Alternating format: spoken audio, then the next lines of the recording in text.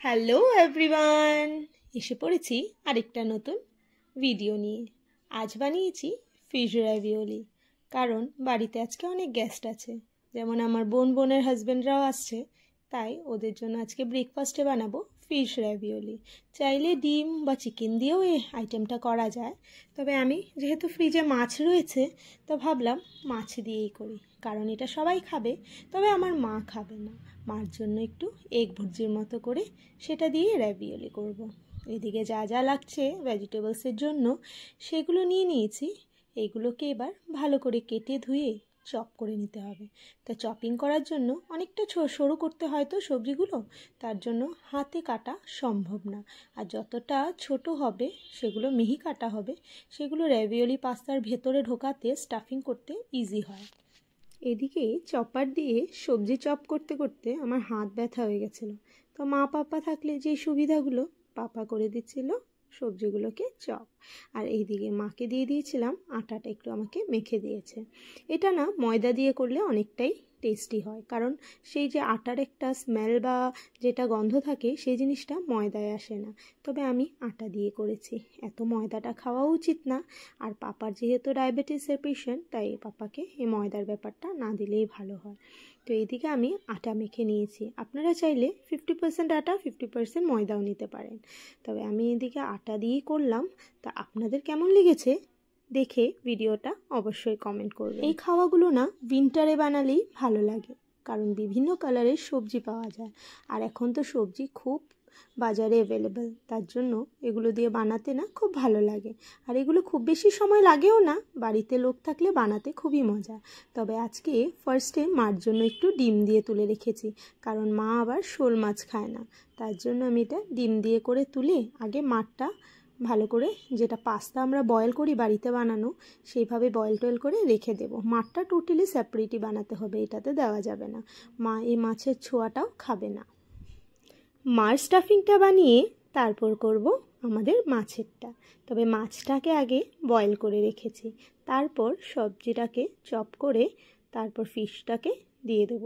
আর এখানে না আপনারা চাইলে সসেসও ইউজ করা যায়, কিন্তু আমি যেহেতু বাড়িতে করছি আর আমি একটু সসটা খুব কমই ব্যবহার করা পছন্দ করি, তার জন্য আমি এটাতে কি করেছি, বাড়িতে একটু সবজি মশলা ছিল সেইটা দিয়ে দিয়েছি। সবজি মশলার ফ্লেভারটা না আমার অসম্ভব ভালো লাগে। প্যাকেটে যে সবজি মশলাটা পাওয়া যায় কিনতে, সেটা আমি একটু এটার মধ্যে দিয়ে দিয়েছি, একটু ফ্লেভারটা ভালো আসবে। আর এটা খেতে কি বলবো, একটা অসাধারণ ডিশ হয়েছে। বাড়িতে গেস্ট আসলে বা নিজেরাও কখনো রুটি তরকারি খেতে ইচ্ছে নেই, তো এইভাবে করে বানিয়ে খেয়ে দেখতে পারেন। স্টাফিংয়ের জন্য নেসেসারি না যে সেখানে মাছ বা চিকেনই ইউজ করতে হবে, বাড়িতে পনির রয়েছে পনির দিয়ে দিন, বা সয়াবিন আছে একটু সয়াবিন সেদ্ধ করে ওটাকে ভালো করে একটু মিক্সচার গ্রাইন্ডারে ঘুরিয়ে নিয়ে তারপর সেটা দিয়েও করা যায় একটা খুব টেস্টি খাবার। তারপর এটাকে এভাবে আমি পুরটাকে নামিয়ে তারপর আমি আবার এদিকে একটু বড় পাত্রে গরম জল বসিয়েছি। ওই যে আমরা হোমমেড পাস্তাগুলো করি সেগুলো তো বানিয়ে আবার একটু গরম জলে বয়েল করতে হয়, তো সেইভাবেই আমি এই র্যাভিওলিটাকেও বয়েল করব। আর তার জন্য এটাতে একটু নুন আর একটু তেল দিয়ে দিয়েছি, যেন একটা র্যাভিওলির সাথে আরেকটা র্যাভিওলি লেগে না যায়। তারপর আমি আন্দাজ করে শেপ করে এইভাবে কেটে নিয়েছি। তবে র্যাভিওলি অনেক সময় স্কোয়ারও হয়, তো স্কোয়ারই আমি বেশি দেখেছি, রাউন্ড শেপের একটু কমই হয়। তবে আমি রাউন্ড করেছি, কারণ স্কোয়ার শেপের আমি এই শেপের কিছু পাচ্ছিলাম না। আমি আমার এই গ্লাসটা খুব ভালো শেপ দেখলাম, সেটা দিয়েই করেছি। তবে একটা জিনিস দেখতে হবে, বয়েল করার সময় না খুব বেশি একসাথে জলে দেওয়া যাবে না, তাতে কি হয় উল্টাতে গিয়ে সেই সময় এটা একটার সাথে একটা লেগে যায়, বা কি হয় ওই হাতা বা ছিনির মাধ্যমে যে আমরা টার্ন করি সে সময় ফেটে যেতে পারে। আর স্টাফিংটাও একটু দেখে দিতে হবে, খুব বেশিও ভরে দেওয়া যাবে না, তাতে কি হয় ফেটে যাওয়ার চান্সেস থাকে, কারণ এভাবে দুই একটা আমার ফেটেও গেছে। তবে বেশিরভাগটাই ভালো হয়েছে, তার জন্য আগে একটু সাবধানে করাটাই ভালো। তারপর এদিকে মার জন্য যেটা আমি ডিমের করেছি সেটা আগে একটু করে নিয়েছি, কারণ মা তো আবার শোল মাছেরটা খাবে না, তো এইভাবে প্রত্যেকটা বানিয়ে বানিয়ে পটাপট সেদ্ধ করে নিয়েছি। তবে আমি কিন্তু একা হাতে করতে পারিনি, এখানে আমার বোন হেল্প করে দিয়েছে, পট করে বেলে দিয়েছে। নাহলে এতগুলো বানানো এত লোকের একা হাতে অসম্ভব, আর টাইমও হয়ে যাচ্ছিল ব্রেকফাস্টের। আমি এটা ব্রেকফাস্টে বানিয়েছি। তবে একটা জিনিস শিখলাম, এইসব খাওয়া ব্রেকফাস্টে না করে লাঞ্চ বা ডিনারেই ভালো হয়, একটু হেভিও হয় আর খেতেও ভালো, আর সময়টাও পাওয়া যায় হাতে। ব্রেকফাস্ট হলে না অনেকটা তাড়াহুড়ো হয়ে যায়। প্রত্যেকটা রেভিওলি এভাবে বানিয়ে নেব। এই রেভিওলি বানাতে গিয়ে কিচেনের যা অবস্থা হয়েছিল, অনেক সময় লেগে গেছে।